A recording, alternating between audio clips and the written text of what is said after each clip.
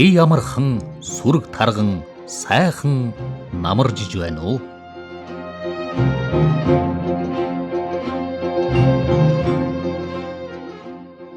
Монголын радиогийн малчин нэвтрүүлэг Пүрэв гарагийн дугаараа нээж байна.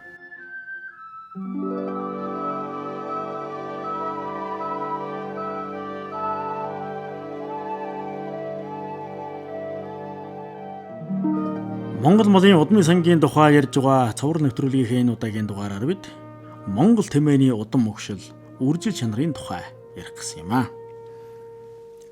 Манай орны нутаг дэвсгэрийн 41.7%-ийг эзлэх цөлөрхөг бүс нутагт тухайлах юм бол Баян хонгор, Говь болтой, Дорн говь, Дунд говь, Өмнө говь, Өвөр хангай гэсэн аймагуудад улсын бүх тэмээний 60%, их нууруудын хотгорт бол 20 орчим хувь, Дорндын талд бол 7 орчим хувь нь байдаг юм. За харин хангаархаг болон ойд хээрийн бүс нутагт 5.2% нь байдгаа гэсэн ийм тоон үзүүлэлт нутагчдыг гаргаж ирсэн байдаг.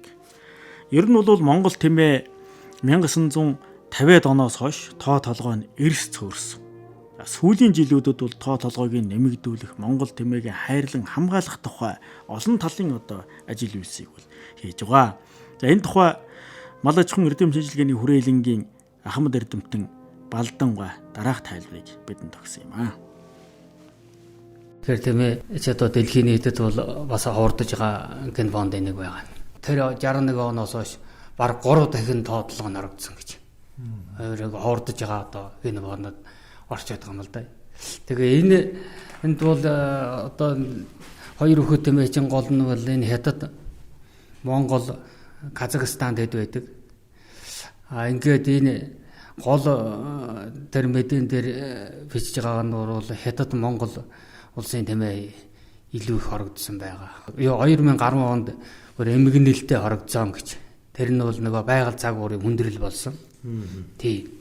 Тэгээ эн чин ер нь бол хоёр өхөө тэмээ бол дэлхийн нийт ганц Монголч биш. Энэ ховордож байгаа тодорхой болоод байгаа. Эн чин хоёр өхөө тэмээний 7 үйлдвэр байд юм. Дэлхийд албан ёсоор зарлагдсан. Түүнээс одоо Оросын холбооны улсууд дээр халимаг Астрахань гэж хоёр үйлдвэр байл дээ. Тэр бол үндсэндээ устсан. Ер нь одоо нэг 400 200 хэмжээнд байгаа л гэж ярьж байгаа юм зүгээр би очиж үзээгүй л дээ. Тэгээ ер нь албан ёсны тоонд бол Казахстан бол ер нь тэмээ нь бол их зөөрцөн. За юу энэ хятадын чинь 3 үйлдвэр байдаг. Тэгээ мөн тэмээ нэг зөөрч бас л манайх шиг бөөн хэл ам яриа болж байгаад тэгээ одоогоос л нэг тэмээнд анхаарч ирж байна. Мөн одоо энэ чинь 50 алшаа тэмээх чинь нэг үйлдвэр нь одоо 50 мянга байна шүү дээ. Одоо нэг 80 мянга хүрж байна. Тэгээ манайх бол мөн дагаад 50 онд бол 50 оны ихээр 879 мянган тэмээ битээ байсан. Тэгээ ингээд нэгдэлж хөдөлгөөн бий болоод түүнээс хойш одоо янз бүрийн хэрэгцээнд одоо энэ хүнсний хэрэгцээ, мах одоо хэрэгцээ болсон, бэлтгэдэг болсон. Тэмээг бол идэггүй байсан, идэгдэг болсон. Ингээд өрөөсөн тэмээ одоо жил тутам боор саргаад. Хажуугаар нь бас байгаль цагуурын хүнд яагаад тийм ээ? Тий. Тэгээ энэ одоо тэмээний гол хорогдолт бол ер нь гол нь хүний нөлөө юм л да. Хүний нөлөө байгаль цагуур. Тэгэхээр хүний нөлөөнд юу хамгаж яах нөхөр л одоо хүнсэнд маш их хэрглэж байна. Энэ одоо тооцоогүй явж байна. Одоо нэгдлийн үед чинь бол ерөөсөн аль жин цайтай томнол яваад тэгэл одоо байгалийн одоо амьдрах чадвар, төсвөр чанар муутай жижиг давжаа муу шигшигдэж үлдээ. Ингээд тэмээний чанарч одоо чинь нөлөөлсөн зааш та. Ингээд ер нь тэмээ бол ер нь их хорогдох үнцэм хорогдсон та. Түүнээс хойш шилжилтийн үе болоод энэ зах зээлийн нийгэм шилж байсан чинь нөгөө тэмээний нөгөө махны унцсан их. Тэгээд тэрүүгээр нь хуушуур хийх, бүхний өөс нь боовны тос авах ингээд нөгөө унц их учраас зүгээр нэг ноос сүү гэж байснаас томхон хэмжээний юм унгаад ахиухан мөнгө олдог. Ингээд мөнгөний одоо арилжааны хэрэгсэл болоод хувирцсан. Бүр одоо ингээ 1996 онд бол жилд баг 90-ад оны үед чинь жилд 70 хэдэн мянган тэмээ хорогдож янз бүрийн шалтгаанаар хорогдож байсан ба. Гол нь одоо нядлагаанд явж байсан. Тэгээд түүнээс хойш одоо ингээд тэмээний тоо толгой бол нэг 2008-9 оноос нэг тогтууржихын хандлагатай болж байгаа. За Монгол үйлдвэрийн тэмээнд бол олон давуу чанарууд байдаг. Тухайлах юм бол Монгол тэмээ нь ачаа ачхад 200-аас 240 кг-ыг даадаг. За тэргэнд хөллөхөд бол 400-аас 600 кг-ыг одоо ачих буюу чирэх ийм одоо хүчин чадал бий. За Монгол үйлдвэрийн тэмээг сүү, ноос, унлаг эдэлгээ спортын чиглэлээр бол одоо эдэлж хэрэглэсээр ирсэн. Ер нь тэмээний арьс нь хөлсний булчирхай цөөтэй тул хөлсөөр ус алдах нь бага байдаг. За тэгээд их хэмжээний буюу одоо 80-аас 100 кг өөхийг хуримтлуулсан байдгаараа их үл даах чанартай байдаг.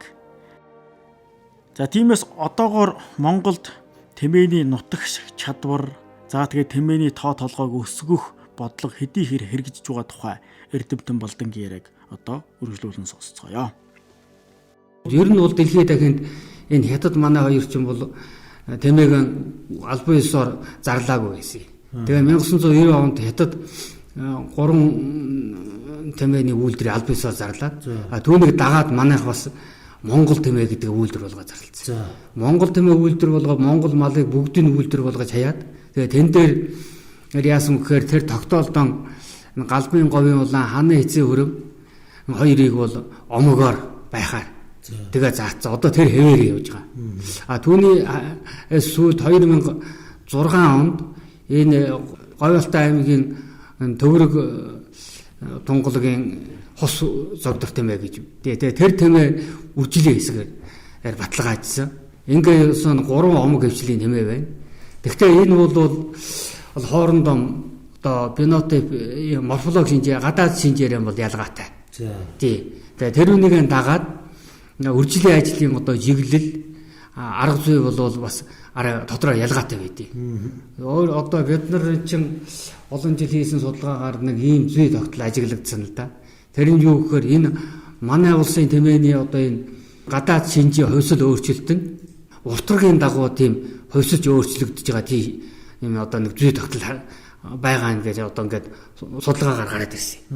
Энэ уртрагийн дагуу ингээд зүй тогтол бий болохдоо бол энэ манай улсын баруун талаас 100 урагшаан болохоор тэмээний зүс цайр болоод биеийн томроод ноос нь одоо жаахан нарийн тачир болоо явчихдаг. 100 урдаас баруун тишээ болохоор тэмээний зүс нь бараан болоод ноос нь бүдүүрээд уртсаад биеийн жижигрээ явах. Ийм одоо зүй тогтол харагдаад байгаа. Энийг бол өмнө нь 30-аад оны үед манай төвжсэн Орос зөвлөлтийн судлаачид ерөнхийд нь бас энэ талаар хэлсэн юм байдیں۔ Баталгааж болж. Тэр нэг батлагдж байгаа. Тэгээ энэ үнийг дагаад энэ 3 омгийн хвчлийн тэмээ бий болгодоо хэлбэржих нөхцөл нь байгаль цагуурын нөхцөл нь бий болцсон. Тэр үнийг дагаад ашиглаад одоо малчид тэрүүнд тохирсон үржилийн ажил хийгээ яваад ирсэн. Тухайлбал бол одоо энэ баруун тал одоо тэр дөхөм тунгалагын тэмээ бол ноосрохог шинжтэй хамбог байгаа юм л да өмнө говийн. Тэр хавийн сумдын тэмээ бол галбын говийн тэмээ. Энэ нэг одоо бие томтай ингэж одоо сулгаагаар гарч ирсэн. Энэ дунд биеинд байгаа өмнө говийн мандалова сумын тэмээ чинь ханы эцсийн тэмээ л дээ. Ханы эцсийн омгийн тэмээ. Энэ ханы эцсийн омгийн тэмээ бол энэ хоёрын дундлаж байдлыг хадгалсан ийм хэв шинжтэй юм байгаад байгаа. Үржилийн ажлын одоо ингэж яваа. Тэгээ энэс юу гэсэн одоо дүгнэлт хийж байгаа гэхээр ерөөсөн одоо энэ 3 одоо газар байгаа энэ омог хвчлийн тэмээг бол тэр бүс нутагтаа сайжруулагч нь байх юм байна. Ийм учраас бол тэр бүс нутагт нь одоо сайжруулагч ашиглаа гэсэн ийм ерөнхий бол одоо чиглэлийг бол гаргаа өгсөн байгаа. Тэгээд энэ бол одоо түрүү ярьлаа л да тэмээний тооног тогтворж байгаа гэдэг бол зүгээр нэг тийм өнөөдрийн л асуудал. Одоо ингээд тэмээ Монгол тэмээ ч одоо хорогдож байгаа ингээд өсчихөж байгаа гэж байгаа тийм баталгаа биш юм. Нүүдэлч Монгол түмний өв соёлыг өндөртэйгээс хомнон тээж ирсэн Монгол тэмээнийхэн тухай цааш идвэд үргэлжлүүлэн ярих болно. Монголын үндэсний радиогийн малчин нэвтрүүлэг пүрэв гарагийн дугаараа явууллаа. Нэвтрүүлгийн редактор Зогт Эрдэнэ, найруулагч Оюун Цэцэг.